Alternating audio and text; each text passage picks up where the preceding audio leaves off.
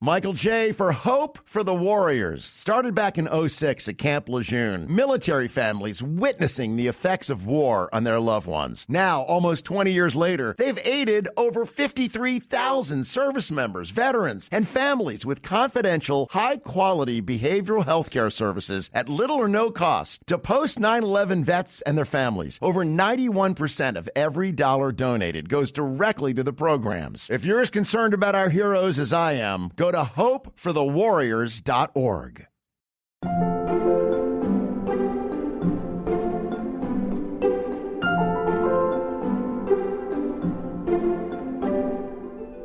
I think it's one of the things that we tap dancers proudly recognize instantly is that we are music. And the beauty is that, yes, we can dance with musicians and we don't necessarily need musicians, you know? Right. I stand really strongly behind that concept of tap being both magic and music. Welcome back to Working. I'm your host, Isaac Butler. And I'm your other host, Nate Chinen. Nate, welcome aboard the good ship Working. For listeners who are getting caught up, Nate is subbing for our co-host Karen Hahn, who is on leave this summer. This is his very first episode, and I am so excited because we are so lucky to have him filling in. Nate, can you tell our listeners a little bit about yourself and your background? Sure. First of all, what a pleasure it is to be here and be a part of this team. I've been a listener of the show for a while, and so I'm so happy to be pitching in as a co-host. Now, about me, I am a music critic. I'm formerly with the New York Times, now mainly contributing to NPR. And several years ago, I published a book called Playing Changes, Jazz for the New Century, which was actually reviewed for Slate by the estimable Carl Wilson. I think he's a mutual friend of ours. Yep. And I now work as editorial director of the excellent Philadelphia-based jazz and classical music station WRTI. And on the side, I have a Substack newsletter called The Gig. Incredible. So who did you select for your inaugural interview? I picked the tap dancer and choreographer Ayodele Casel. Oh, cool. So what drew you to Ayodele and her work? I really wanted to start out at working with an artist, you know, a little outside my own field of expertise. And Ayodele is someone who really hit my radar this year. Back in February, I saw her accept an award and give a really eloquent speech at the Doris Duke Artist Awards. And I was so intrigued by her work at that time and also by what she said. And then, you know, skip ahead a few months and I saw her win another prestigious honor, the Herb Alpert Artist Award. And, oh, yeah. You know, that's a lot of shine for one artist in 1 year. And so it kind of led me to her work. And really, she was one of the very first people that popped to mind when I thought about talking with an artist. And I should also say that, you know, tap dance and music, they do have a lot to say to one another. And so I had maybe a kind of ulterior motive at work as well. Is there anything extra for our Slate Plus listeners this week? Oh, yes. You know, Ayodele she's a real deep student of tap history and the art form. And I knew that she would have some really great tips for anybody who wants to delve into that history, you know, maybe even without any prior knowledge. So I asked her to share a few must-see clips that, you know, any one of us can call up on YouTube. So this is kind of a peek into her bookmarks folder, so to speak. And there are also some of the clips that inspired her as a young dancer. But, you know, I can personally attest, you do not have to be a dancer to enjoy them. Amazing. Well, if you are a Slate Plus member, that'll be waiting for you at the end of this week's episode. And if you're not a Slate Plus member, really, what are you waiting for? You get all sorts of great goodies, not only bonus segments like that one, full access behind the paywall on the mothership site of slate.com. You also get bonus full episodes of shows like Big Mood, Little Mood, and Slow Burn, which is currently in the midst of an all-killer, no-filler season about Clarence Thomas that you're going to want as much extra stuff as you possibly can get your hands on. So go to slate.com/workingplus today and sign up. You'll also be supporting what we do right here on Working. All right, now let's listen in to Nate's conversation with dancer and choreographer Ayodele Casel.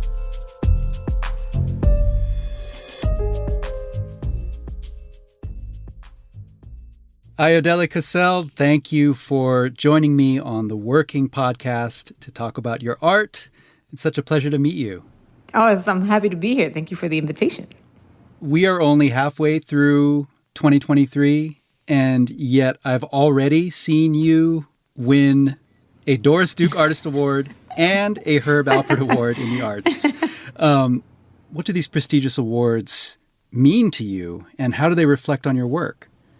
I've been doing this art since 1990. Well, I've had my shoes since 1995 and professionally since 1997 and, creating my work since 1999. And we all know that artists, like, we work. And sometimes we don't get, recognition. And sometimes sometimes the work is not even there. Like, so we're just it feels like we're working just for us and in vain sometimes. Right. But what this meant, especially the Doris Duke, because the first thing they told me was that I was selected by my peers and presenters and institutions. And so, and you don't know that people are watching in that way, and so I felt just really grateful. I had a lot of gratitude, that I feel like the work that it's reaching folks, that it matters.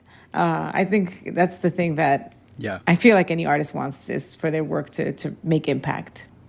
Well, you just mentioned that you've only had your shoes since the mid-90s. And so I wanted to touch on that because, cards on the table. This is my very first episode sitting in as a guest host on Working. And I come from a music background. Mm-hmm. So I'm not an expert in the realm of tap dance. But I do know that tap is one of those disciplines, like piano playing or violin, where a lot of people get started very young, like early childhood in many cases. This was not the case for you. Right. The only dancing I was doing young, was dancing to, Madonna, Michael Jackson, and Cyndi Lauper, and Janet Jackson in my room. Yeah. But at 17, I was in high school, and my English teacher just started a course called History of the Movies. And it was the first time that I saw Fred Astaire and Ginger Rogers. And so I thought, that was the first time I saw tap dancing in a way that stuck with me. And I remember thinking, that looks like magic. Just the way that they floated across the screen. And I remember really wanting to do that, but certainly not having any access at the time to any kind of classes. Yeah. So I would just, much like I was doing with Janet Jackson, I just went in my room and pretended to move my feet the way they were. But when I was in college, I was an acting major at NYU. I got a chance to take a tap class because they were offering us movement classes. And so I thought, oh my God, this is my chance to just, sort of try on the Ginger Rogers, hat, so to speak, or shoes, I should say. Yeah. And and I put my shoes on and I just loved it so much. I just felt like I was living in a dream in a way, and I don't know. I just kept with it. And about a year after that, I really, really found an education, a tap education, when I met the young dancer who was going to NYU as well. And he taught me what tap dancing really was. And he said, this is expression. And, it's really rooted in a really deep history of Black people in this country. And it's about communication. And he taught me about Gregory Hines and the Nicholas Brothers and, Sammy Davis Jr. and just Jimmy Slide and Savion Glover. That is when I realized that, this art form was something that I could really sink, myself into and just get lost in it in the most beautiful way, because not only was I learning about something that was just interesting to me anyway, but it was also like my ancestral legacy in a way as well. So I felt like it was, honoring my own history in a way.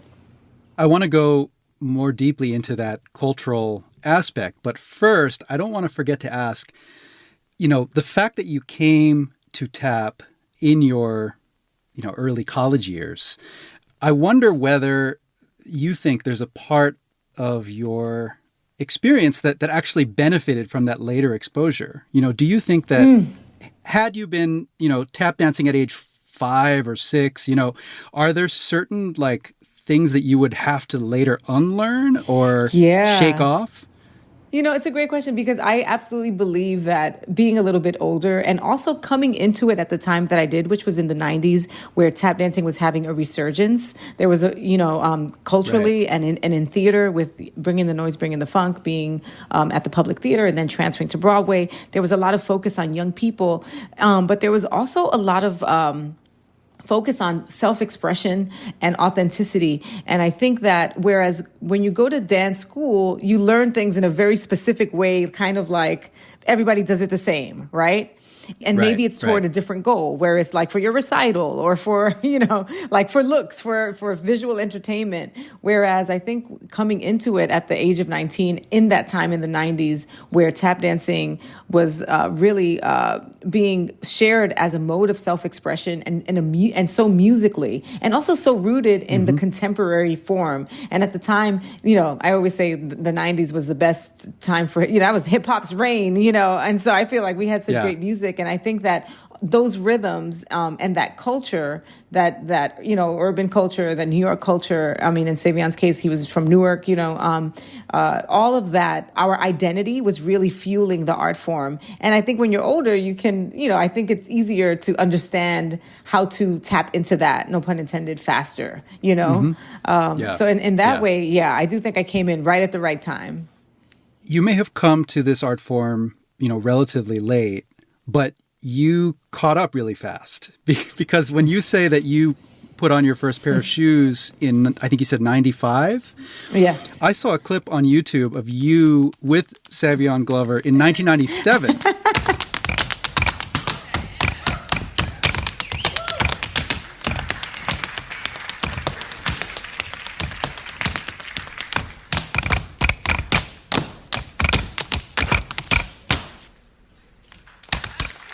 So that's not a lot of runway for you to go from first putting on your shoes to performing with, arguably the most dynamic tap dancer of that generation.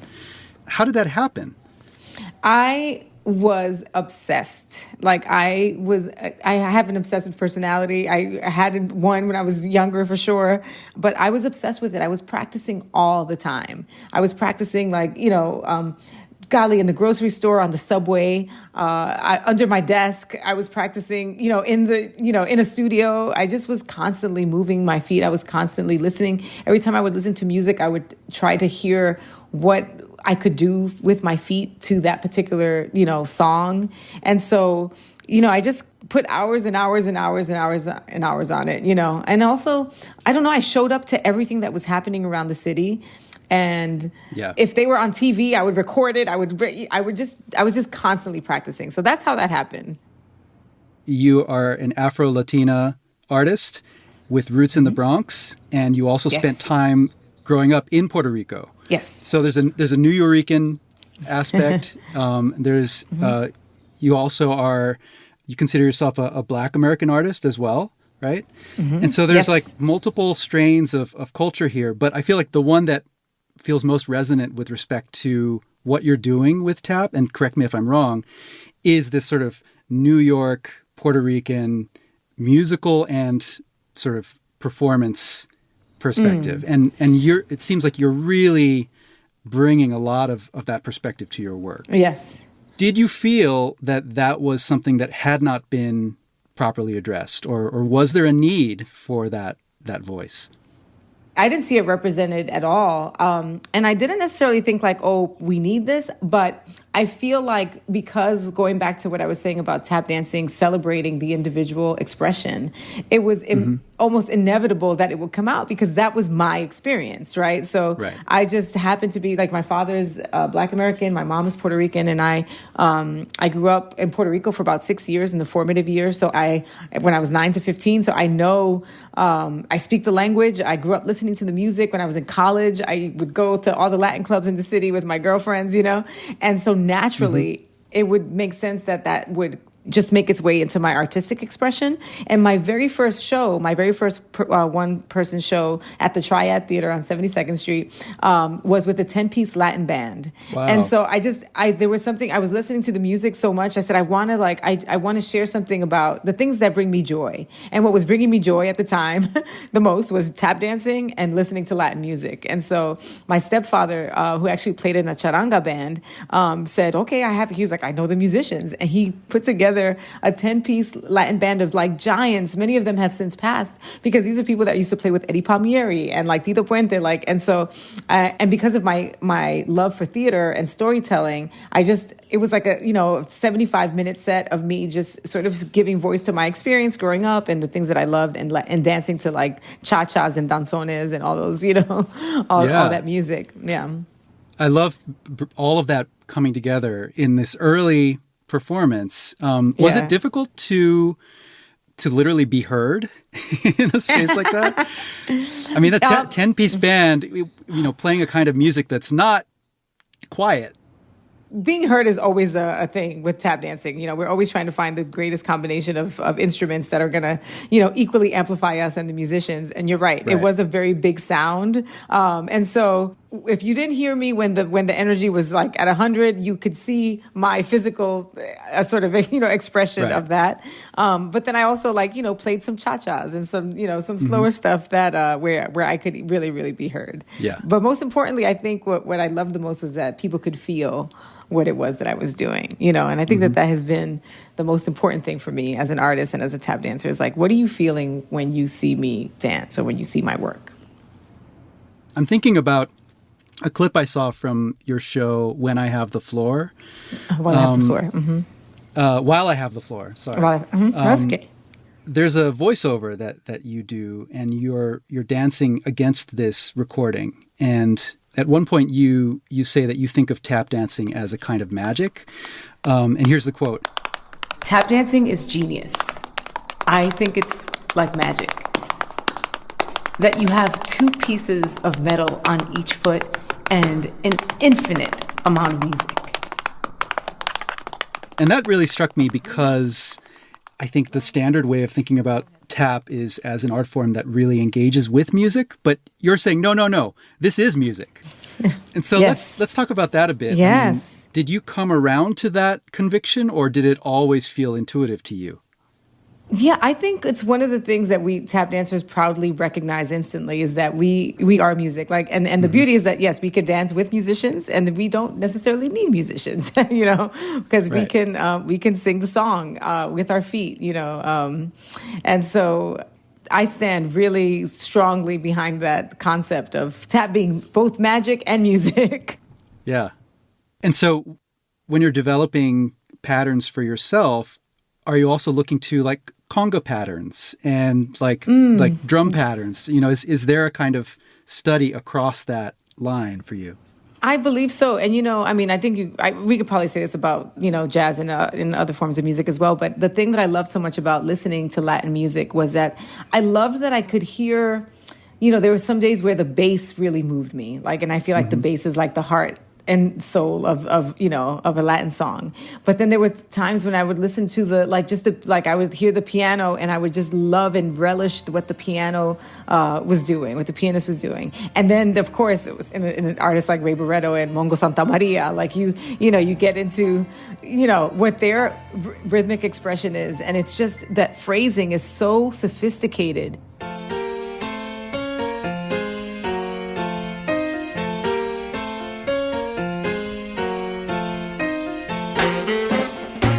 It's kind of mind-boggling, how these rhythms and how they play with time, know, and how they go in and out of time, and how it seems wild and out there, and yet really contained as well. It is genius to me. And so there would be times where I would just listen to the same song and just kind of, just pay attention to one melody line, one track line, because it was. I feel like choreographing and practicing and improvising to that music has made me a better musician as a tap dancer for sure. Yeah.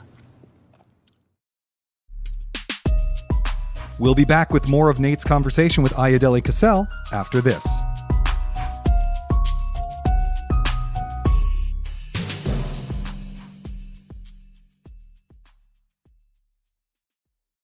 At the end of your first year, Discover credit cards automatically double all the cash back you've earned. That's right. Everything you earned doubled.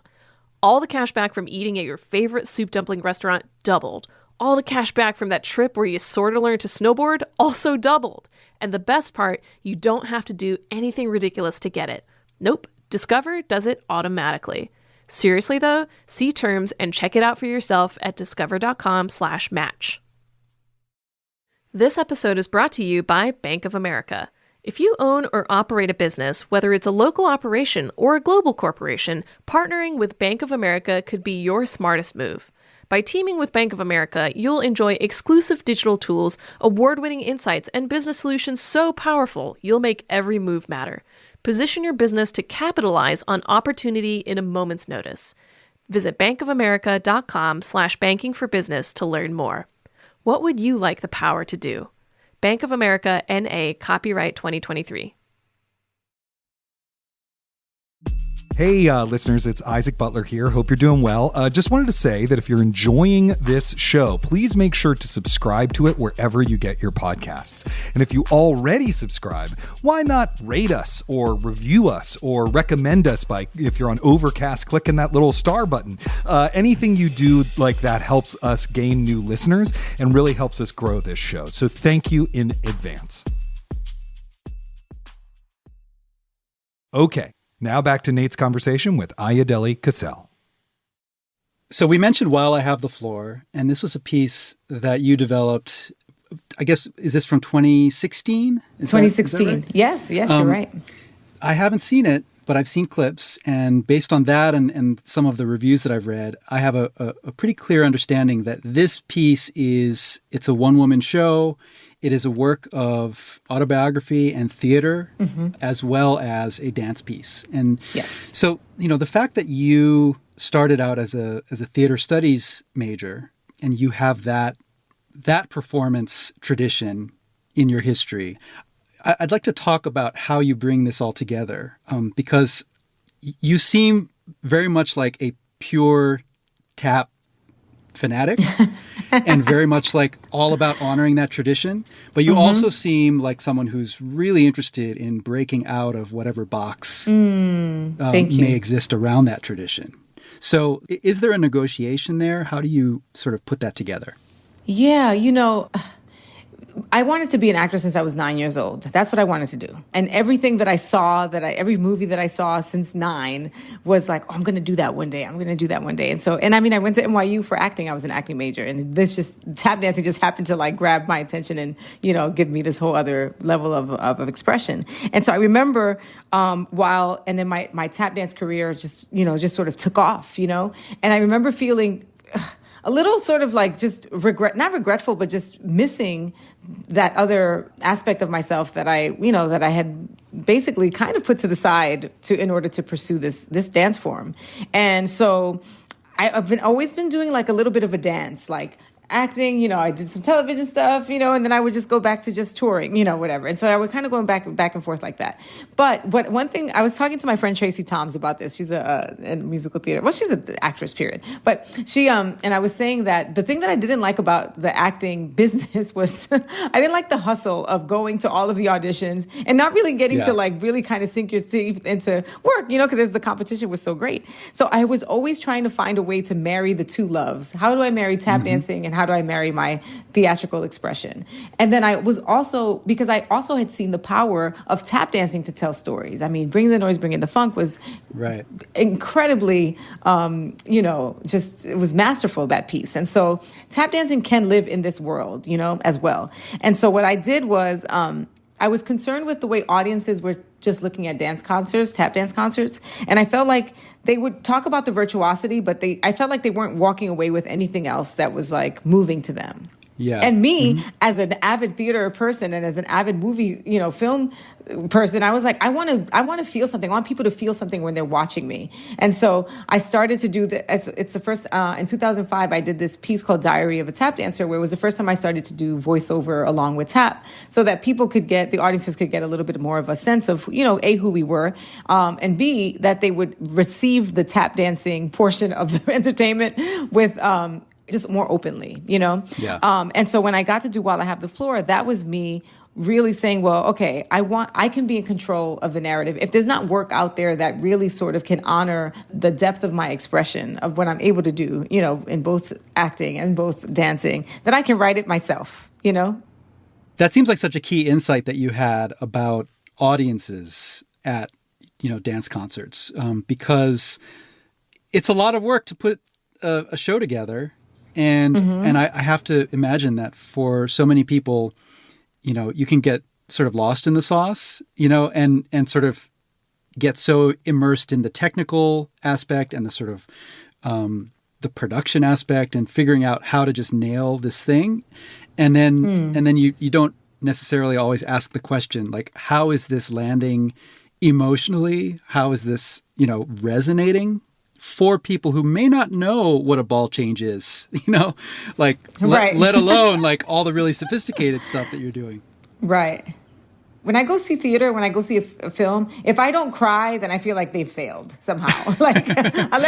Because I'm very sensitive, I'm very easy to, I go on the journey very easily. But and so I feel like I wanted folks to have that experience, not to say just crying, but just like a really strong connection to what it was that they were viewing, Yeah. Mm-hmm. And so and it was just, and as I said, I always knew that tap dancing had the power to do that. But I did feel like, for me personally, my instinct and my impulse was that I wanted to get to it by using my other creative expression, which to me is words. Yeah. And While I Have the Floor, I had the opportunity to write that for myself. And yeah. So given that this is the working podcast and it's very process forward, that leads me to a question about your preparation. Because, a tap dancer is quite obviously an athlete as well as an artist. And so I imagine, you've got to spend a certain amount of time with physical conditioning and with just, keeping yourself fluid and like on top of everything. But there's also got to be a part of your artistic practice that's like much more quiet, much more contemplative, where you're involved in reading and reflection. And so where's the balance there for you? How does that all factor in?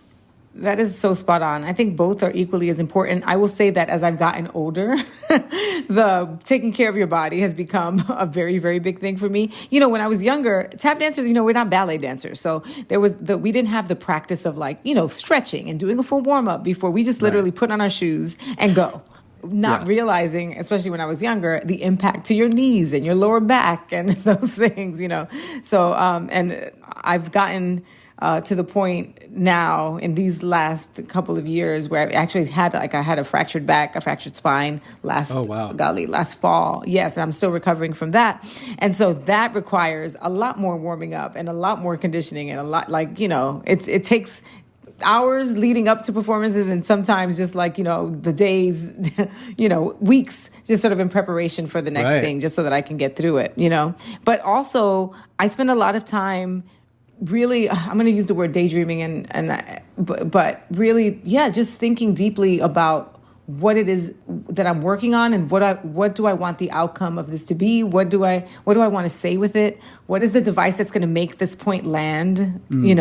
Yeah. And so there is a lot of time of just thinking and writing and talking to my collaborators about that. Mm-hmm. When you mention collaborators, your most recent, I guess your current show, which is called Chasing Magic, includes, what seems like a little society that you've constructed, and Arturo Farrell.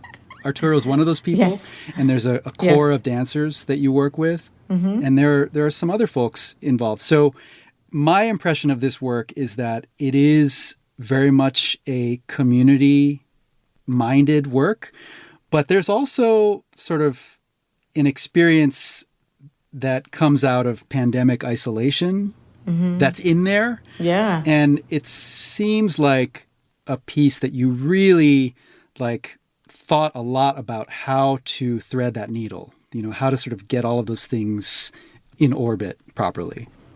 Chasing Magic was an invitation by the Joyce Theater to create something during the time when there were no live performances. And I remember them asking me, what do you want to do? And I was thinking, golly, like a lot of people have even left the city. They're nobody. And then also, how are we going to gather? This is like February of 2021. There was a lot of fear and there was a lot of uncertainty. And one of my greatest collaborators is Toria Beard, who directed Chasing Magic and who's also my partner, my wife. And we were just saying, well, what do we do? Let's work with what we have. And what we have is we have existing work. We have work that has never been done, like that I've choreographed and has never been staged.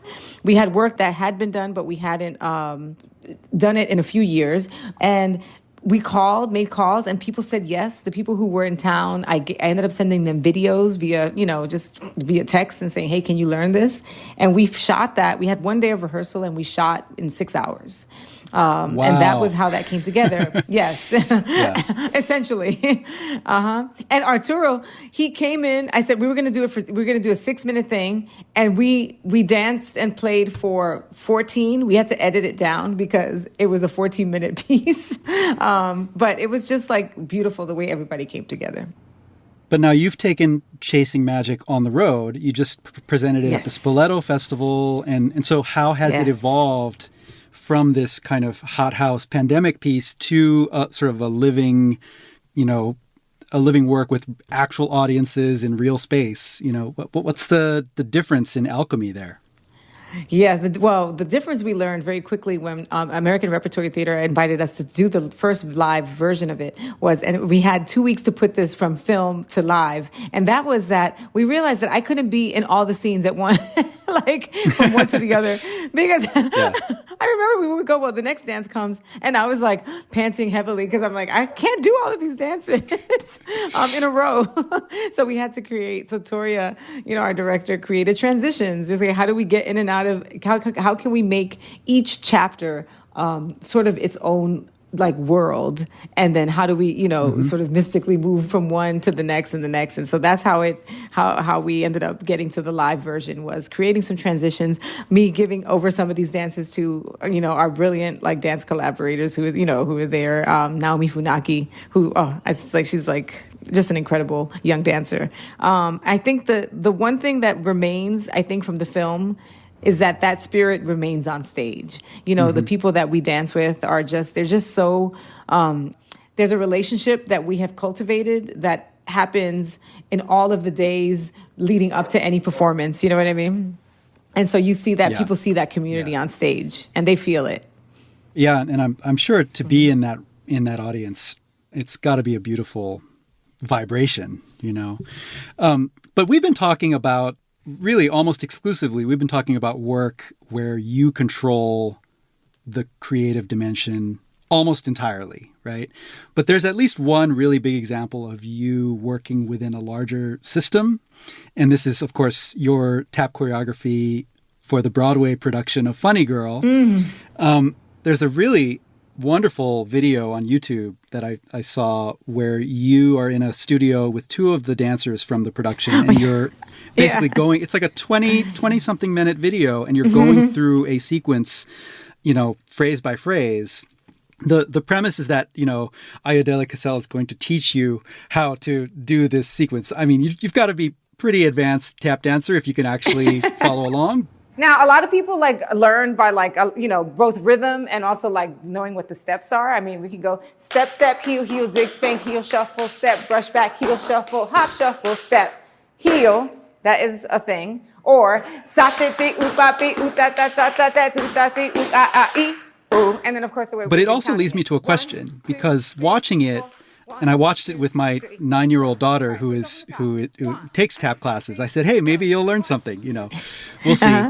But it reminded me that the process of creating a sequence like this, it's so iterative, right? It's like you develop, a piece and you work it and rework it and rework it. And there's, some of what you're doing there is refining something. But I wondered too whether there's discovery in that repetition. Yeah, it's like in the tradition of tap dancing, of improvisation, like where you are, it's just kind of, it's in our training, for lack of a better word, the idea of building on the thing before, right? Yeah. And then also following a flow and not manipulating it. I mean, which is kind of that's an interesting thing to say, like not manipulating, because you are like making choices and making decisions as does it move this way? Does it move that way? But I do think that I think that there's something in creating choreography that for me, it's like building in the way that I would think about improvisation, but it just maybe takes a little bit longer. But you're following the same impulses, right? And so sometimes I start with like an overall like idea of like, well, I want, like, for example, that number for it's called Rat Tat Tat, and it's a duo between the two men. I was thinking about the tap dance duos, and I was thinking about the Condos brothers in particular, because the Condos brothers had very fast feet, and they would change directions in a really, just so swiftly.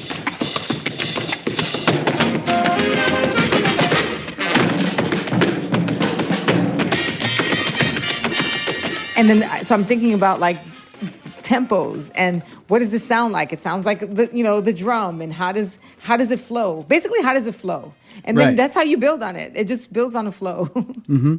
And also like visually, like, I want to make it look like something, because because even though I say tap is music, it's also called tap dance, and there is a body that, we have to take into consideration how it's actually moving. And so, direction changes and what is fun to do. And also just to give the dancers something to chew on, because, they're doing it 8 times a week. So we got to keep it interesting. Yeah.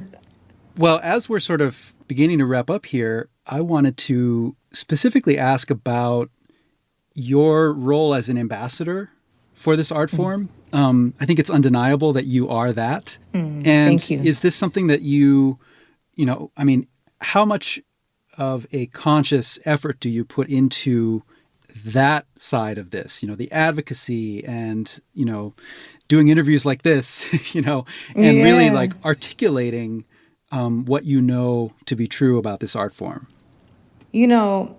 I remember when I did an interview in probably 2000, maybe perhaps, and the interviewer asked me, what do I want people to say about me, in 100 years or whatever. And I remember saying, like, I want people to say that, there's Ayodele, who made a difference and made an impact, period. And I remember feeling like when I first fell in love with this art form and it gave me so much joy, and I've learned so much, and it has taken me around the world. I've learned so many things about other cultures. I've met so many different people. I've gotten a chance to like teach, 90-year-olds and 3-year-olds. And, I had Gregory Hines as a mentor. I mean, it's just like, I feel like it's almost an embarrassment of riches, like what this art form has given me. And so I have always wanted to just contribute to it in equal measure. And so for me, I naturally feel that it's my job, to just share with people how incredible I think the art form is and its potential for to seep into every like nook and cranny of every conversation, culture and music and social justice and, everything. Art, that should be in every conversation, because I think that that's where it has lived. It has lived, like that is the history of it. Yeah. That is so beautifully put. I think your work and what you embody speaks directly to that ideal. And so, once again, congratulations. Thank you so much. All of these deserving honors, and the work continues, I know. Yes. So thank you, Ayodele Casel, once again for being on the Working Podcast. It's been such a pleasure to talk with you. Oh, I have loved every moment. Thank you so much, Nate. Thank you. When we come back, Nate and I will discuss self-expression, how we relate to the history of our art forms, and reaching a non-expert audience. Stay tuned.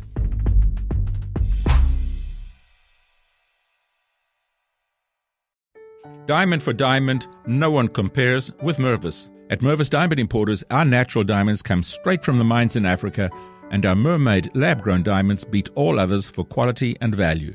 Come view our brilliant diamonds, both natural and lab-grown. Mervis diamonds are so bright and full of fire they will blow you away. So will the affordable prices. Our diamonds may steal your heart, but not your wallet. See our mermaid lab-grown diamonds and learn how to get a larger diamond for less. You can get a bigger mermaid lab-grown diamonds than you ever thought possible. And with Mervis financing, you can enjoy up to 5 years to pay with zero interest. A generous full-value trader policy and our lifetime warranty program easily make Mervis your first choice. When you mount a world-class Mervis diamond into a designer ring from our huge collection, there is no equal. Mervis Diamond Importers. For an appointment, call 800-HER-LOVE or go to mervisdiamond.com. Again, that's 800-HER-LOVE or go to mervisdiamond.com. Now is the time for America to chart its course to a green energy future. And we can't do it without clean hydrogen. But it's up to regulators in Washington to establish the right rules that advance clean hydrogen today. Clean hydrogen needs the full extent of the production tax credit to decarbonize heavy industry, create high-skilled jobs, and lead the global energy transition. Get the facts at cleanhydrogentoday.org. Paid for by the Fuel Cell and Hydrogen Energy Association. Nate, that was a really wonderful interview about a vastly important, endlessly entertaining American art form. And one thing you mentioned that I wanted to give you a chance to expand upon is the Nuyorican influence in Ayodele's work. Where do you hear that? Is it just the music selection? Is it the specific rhythms of her feet? You've forgotten more about jazz than I'll ever know. So I want to take advantage of your expertise here. That is a great question. And it's most clear when she works with someone like Arturo O'Farrill and his Afro-Latin Jazz Orchestra.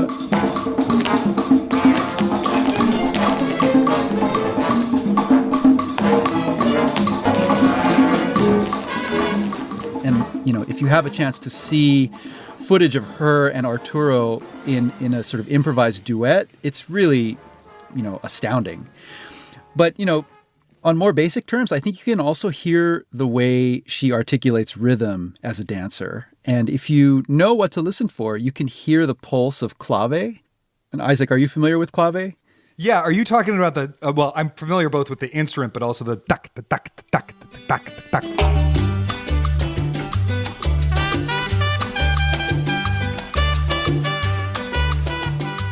That rhythm specifically? Right. It expresses itself either as sort of 3-2 or 2-3. And really, it's the heartbeat of Afro-diasporic music.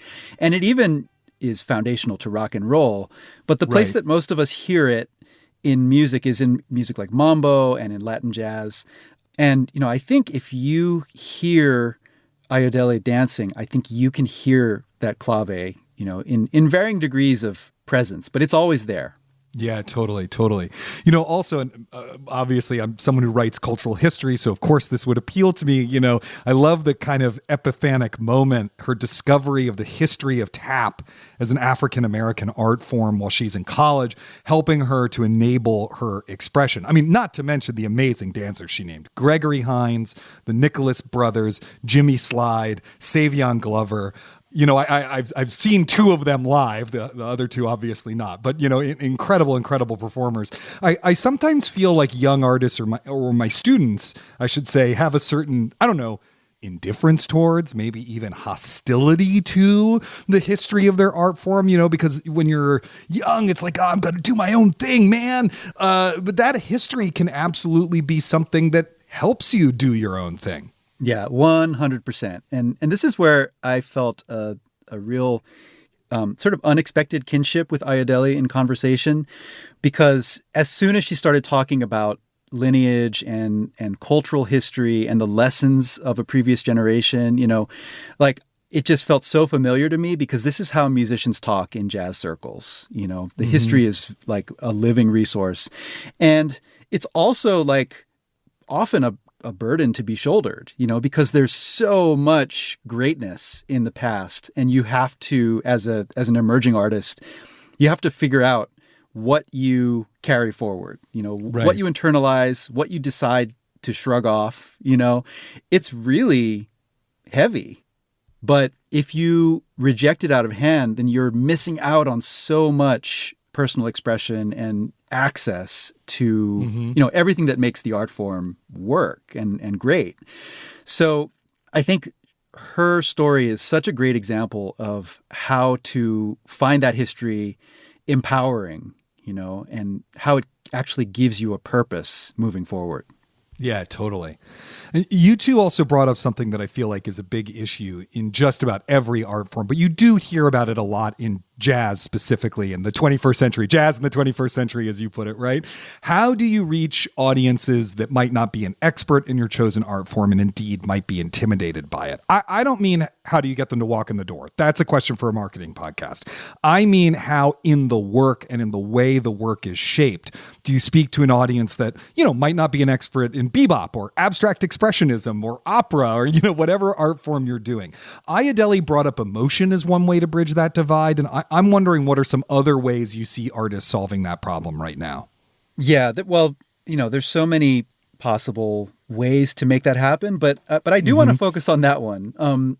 Like emotional expression is so crucial, and I have to think that whether you're a tap dancer or a visual artist or a musician, it's so easy for a piece to sort of become about itself because you work so hard to refine your technique and to, make it exactly what it's supposed to be. And you really have to check yourself to make sure that you are thinking about that, that connective piece of it, and reaching an audience on an emotional level.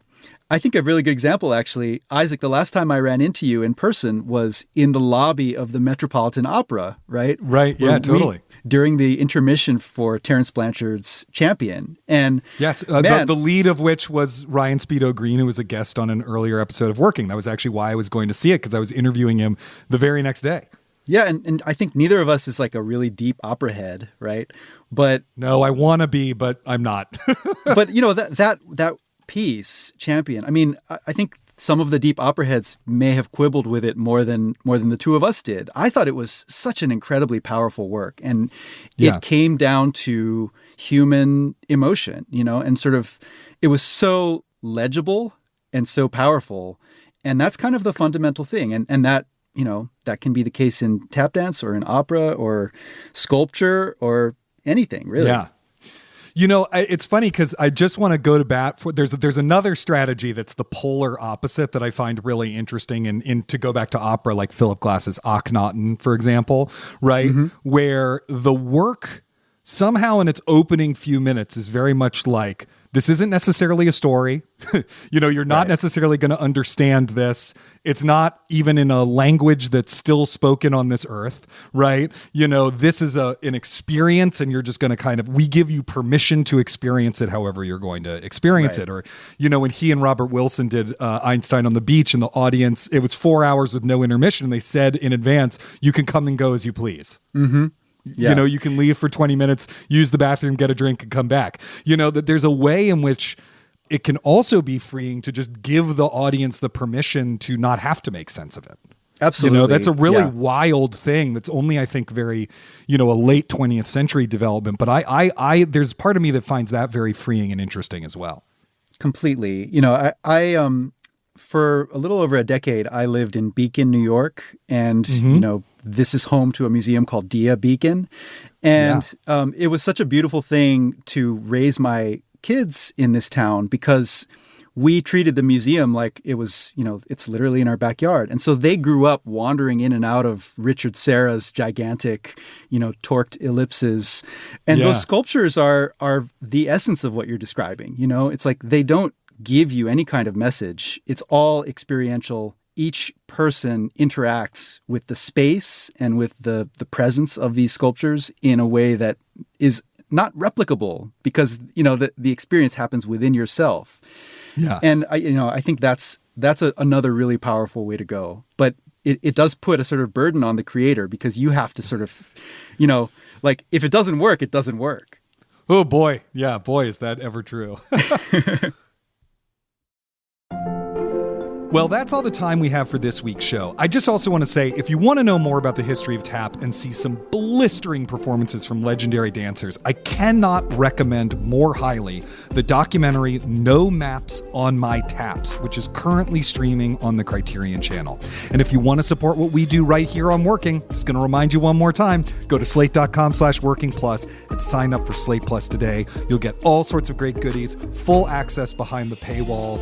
You'll be able to sleep better at night night knowing you support great journalism and interviews. You'll get bonus segments of shows like this one, bonus full episodes of shows like Slow Burn, and Big Mood, Little Mood. Go to slate.com/workingplus today.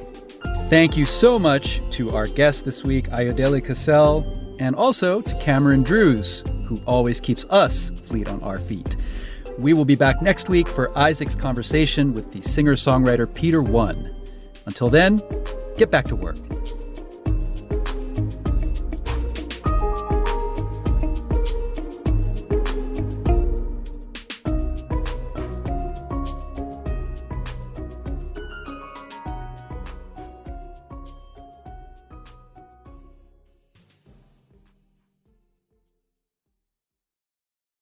Now is the time for America to chart its course to a green energy future. And we can't do it without clean hydrogen. But it's up to regulators in Washington to establish the right rules that advance clean hydrogen today. Clean hydrogen needs the full extent of the production tax credit to decarbonize heavy industry, create high-skilled jobs, and lead the global energy transition. Get the facts at cleanhydrogentoday.org. Paid for by the Fuel Cell and Hydrogen Energy Association. Michael J. for Hope for the Warriors. Started back in 06 at Camp Lejeune. Military families witnessing the effects of war on their loved ones. Now, almost 20 years later, they've aided over 53,000 service members, veterans, and families with confidential, high-quality behavioral health care services at little or no cost to post-9/11 vets and their families. Over 91% of every dollar donated goes directly to the programs. If you're as concerned about our heroes as I am, go to hopeforthewarriors.org.